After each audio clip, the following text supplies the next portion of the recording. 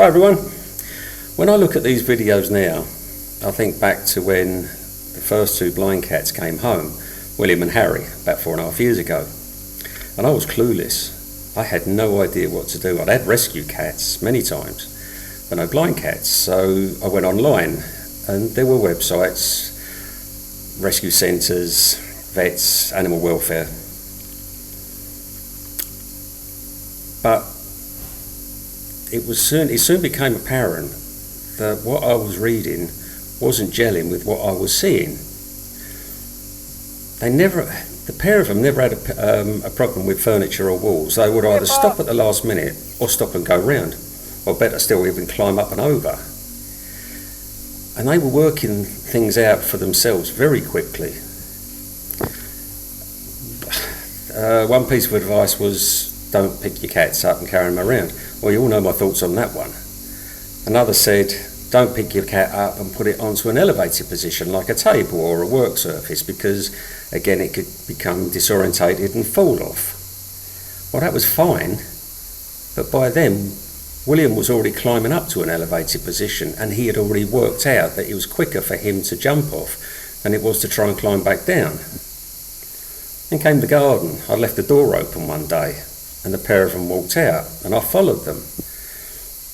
It was a sunny day. I think you've all seen the pictures of them where they're up on the rock. They loved it.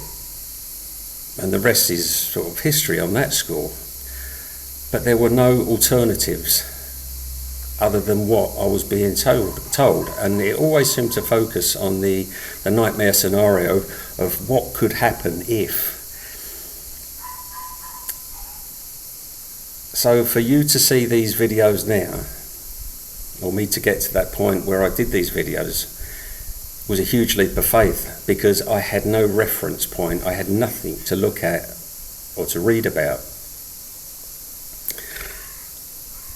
And I took the leap and I landed, and this is what you're seeing now.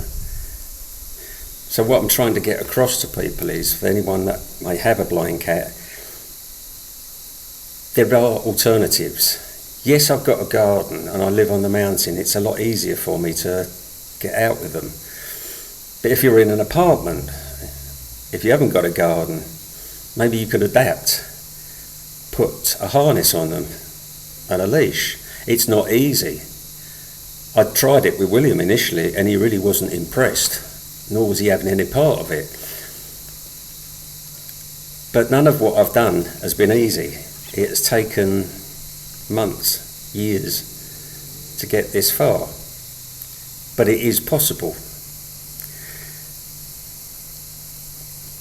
and that's what I'm trying to get across to people. It's what you're prepared to do to make their lives better, if you want to. If you don't want to, if you're quite happy for a cat to stay indoors and chase a fluffy toy that makes a noise, that's fine too. But for me, I could see something else, and it's worked out.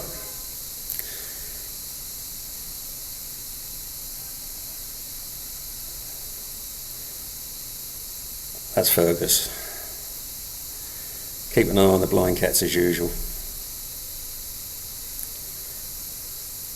Anyway, I hope you've enjoyed this video and me chatting away, and hope to see you all again soon.